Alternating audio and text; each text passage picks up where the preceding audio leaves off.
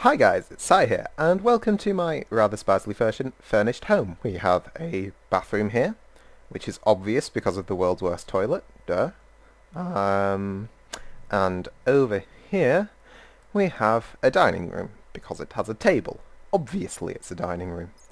I fancy a more open plan approach to my house, so I'm going to try pressing this button.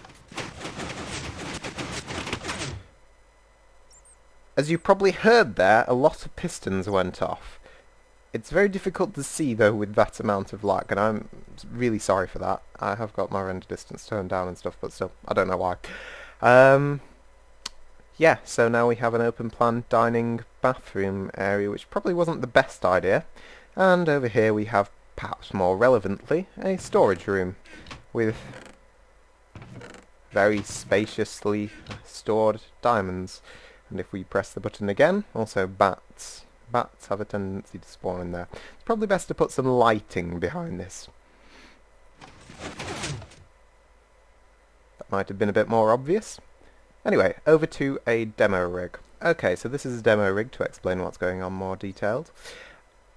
So here we have, at the bottom, this is the easiest thing, we have a row of sticky pistons. If we can get up there to look at them. Sticky pistons, yeah. And since these are being fed a one-tick pulse each time, the bottom blocks toggle. It's essentially a one-tick vertical extender. The top, though, is a bit more complicated. And you'll notice this is flush with the wall on this side. It can be made flush with the wall on this side too. Not with the above or below, but since this is intended for indoors, that's largely irrelevant, so I'm calling it semi-flush, I suppose. Since you can make it kind of flush. And yeah, that's it opening up, which is the long process. Here's a completely different button, which just runs to the same input to close it. The fence gates here are unnecessary, I realised that just a moment ago. So yeah, here we have the input line, and this runs to a one-tick pulse shortener. One-tick monostable, whatever, which then feeds into this block, and this here is a T flip-flop of sorts. Because it's only being given a one-tick pulse, this piston will leave behind the gold block when it extends and then retract it, which means that only one of either this line or this line receives a one-tick pulse from this redstone here. So essentially it toggles which circuit it sends a one-tick pulse to, and also the pulse gets sent down to the bottom there. And the top one is for retraction. The bottom one's for extension, which is easier to explain. So we have a pulse going to the third line here. The first line doesn't exist at the bottom here because there's no need for it. And then 2 ticks later, a pulse going to the end line, and a tick after that, a pulse going to the second line here. So it's 3, 4, 2 for this one. Oh, and this doesn't appear to be a place where we can hover out. And then for the top circuits, you now see the first line here, and these are lines which run across the pistons. The top line will only power this set of pistons because they get updated before the ones beneath them. This line powers the edge pistons. This one, which could be lower, powers those pistons. And this one is the key. Because you can push blocks underneath the redstone and the redstone doesn't pop off anymore. It kind of used to, I believe, but it doesn't now. And this means that we can alternate whether there are gold blocks here or pistons, and also the power in this line, if you update pistons in this position here, the power from that line can power them due to piston quasi-connectivity. So, yeah, I suppose beyond giving you the sequence up here, which is kind of silly because it's like 2, 4, 3, 4, and then 3, 2, 3, 2, 1, I think, with 2 of the 3, 2 having to be... It's not really worth explaining it, but yeah, I suppose we'll get on to tutorial now. Okay, for the tutorial, I am just going to be building this as a one wide section, a 3 high 1 wide door, which can be extended up to 15 blocks, and then repeaters for extension further. So at the bottom we want to nothing to do with that, put a piston here, and for the top we're building this in its extended state, so we want downwards facing pistons here and here. We want, well, these are all sticky so far. We want a normal piston here, a solid block of some description here with redstone on top, a sticky piston here, one block away from it, and then for power we want repeater with redstone, and also redstone here, here and here. So that's the single line of the cutout done, and now if we say the end is here, the end is nigh, and I haven't even bought a pie. Strange. Anyway, for transportation we want the wires really in a more accessible format. So I believe, and the way I've done this in the past is... I am forgetting something here, apologies. Repeaters. These are so that we know exactly how far the redstone is going to travel from any point, because otherwise the sequencer does tend to send out signals at different place strengths. So yeah, like that, and like that, and then this. That gets our signal into a nice, orderly fashion. So we can pull it off from here in lines like so, and everything will be fine and happy and dandy and all these other words that we can use. For the bottom it's really simple. You just want a repeater here again for unification? No, unification isn't the right word. I've forgotten the word. Homogenization of the signals, I suppose. That works. It's not exactly the word I was looking for, though. Anyway, onto building the sequencer. Okay, I've looked, and we're going to do this in pieces because I can't remember the entire sequencer circuit by myself.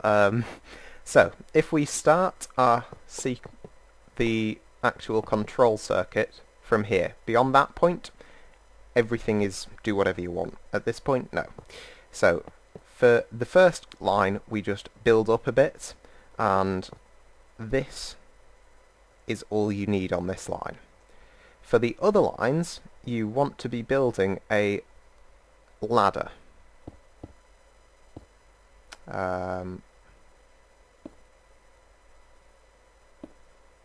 I think we start off like that. Oh dear.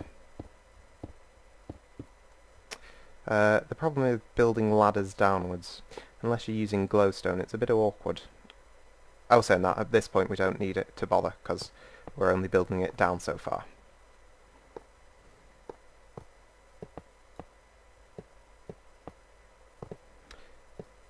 This gives us 2 levels to the signal. And extend these across, and cover with redstone everywhere. Redstone everywhere! We can extend... Oh, saying that, we'll just put the bottom circuit in now. So, we want 2 repeaters here. Nothing here. And these want to be connected, and you want 3 repeaters from this central line to this side. This is the very, very simple circuit to reset or extend the blocks. Oh, that's something we've completely forgotten to do. It helps if you put the blocks in. It really does. An invisible wall with no wall is not much of anything, really. Apologies for that. Right, so that is pretty much it for that side, I believe. I just want... Apologies, I made a little mistake here. This wants to be a repeater, and we have a block here with redstone on it. Up to the top then. So, our wires are mildly confusing. We want to be up one again here, and then 2 here. And then for this line we want 1 at that level, 2 at a higher level, and then 2 more out. And for this line we want 1, 2, 3, 4, down 1, and you actually need 1 here, so I can extend. All these want redstone on them. There is a reason why I'm checking this many times, and you're probably going to have to check back more than one time yourself if you want to make this. And then I suppose I'll make the separation circuit down here. So we want wire here, and it also comes like so. And then if we put a block here, in the retracted position at the moment, because the first pulse we send along here wants to be retraction, which is going along this circuit to the top. And here we want, if we have it one more, if we have a block here and our sticky piston on top of it, and then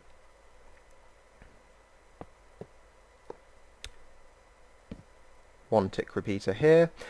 Pretty much every repeater in this build is on 1 tick, because repeaters longer than 1 tick will extend pulses going through them, and we want all our ticks to be 1 pulses, apart from those going to these. This makes it a lot easier to make.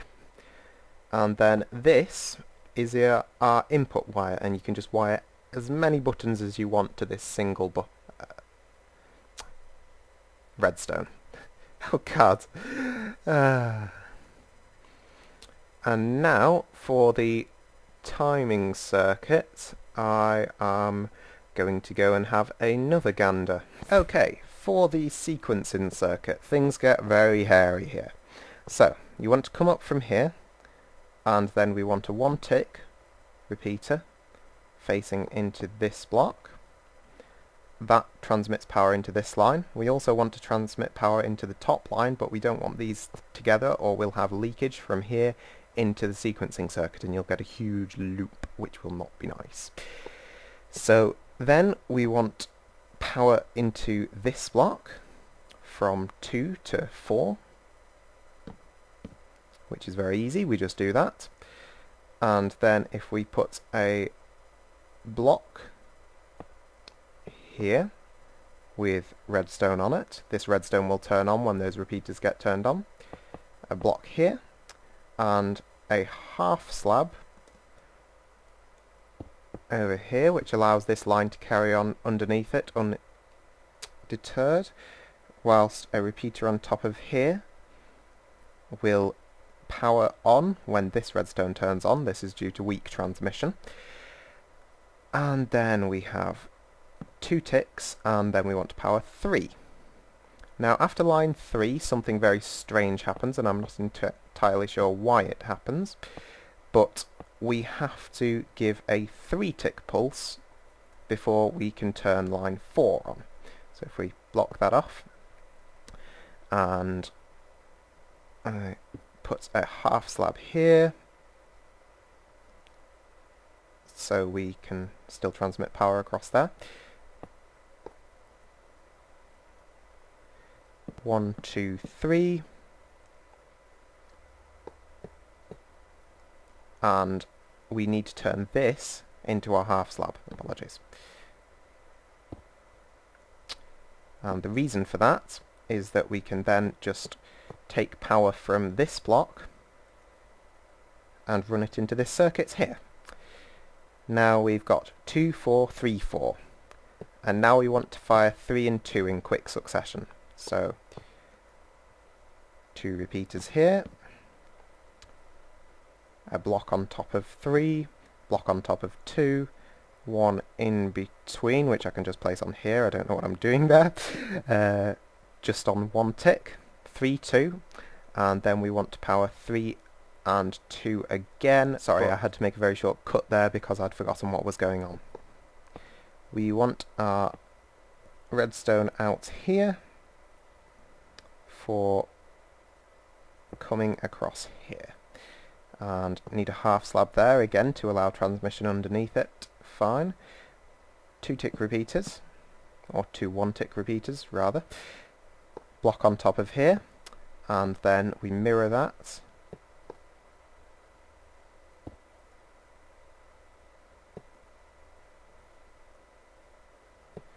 So we're going to 3 and 2 again, and then to transmit to 1, it doesn't matter about the length of pulse we send to this since they're only normal pistons, not sticky pistons, so we just put a 3 tick delay there. And that is the entire sequencing circuit, and if you can remember that all after 1, congratulations, you're much better at this than I am. We've not taken any power off to the bottom yet, which I forgot to do, so we can come down here, and the wiring here really doesn't matter, you just have to take it from here to wherever you want to get by whatever path is suitable for you.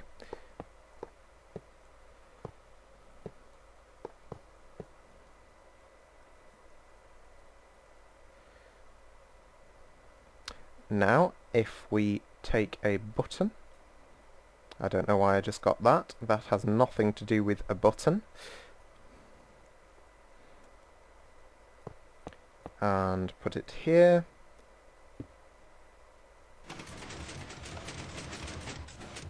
You can see that our door has retracted. For some reason it didn't render properly there.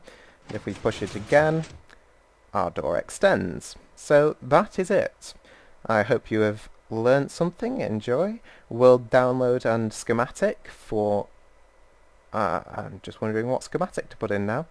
There will be in the description, but I'm not sure whether it's going to be a schematic of this or that. Probably this, because it makes more sense just to do the schematic of this, so you can put it wherever you want.